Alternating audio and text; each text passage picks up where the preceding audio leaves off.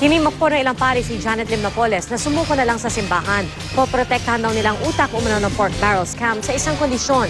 Isiwalat niya ang buong katotohanan. Nakatutok si JP Soriano. Miss Napoles, mag-ingat ka. They might kill you. Yan ang mensahe ng running priest si Father Robert Reyes kay Janet Lim Napoles, ang umano'y utak ng pork barrel scam.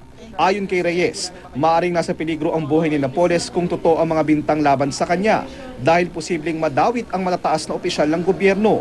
Kaya panawagan ni Reyes, sumuko na lang sa simbahan si Napoles. Poprotektahan daw nila si Napoles basta handa siyang isiwalat ang lahat ng nalalaman. Pag nawala yung witness na yan, walang kaso. Mag-ingat po kayo. Huwag mong pagkatiwalaan yung taong nag-aalaga sa iyo. That person might kill you, Mrs. Napoles. Surrender to the church.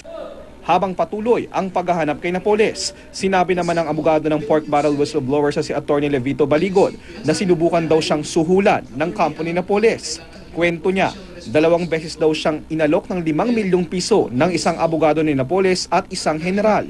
May ipinakilala rin daw sa kanyang isang Jenny Napoles na nag-alok naman sa kanya ng 40 milyong piso para bawiin ang testimonya ni Ben Hurluy. Tinanggihan niya raw ang lahat ng alok. Pinasinungalingan naman ng kampo ni Napoles ang paratang at naghahain na raw sila ng disbarment case at kasong perjury laban kay Baligod.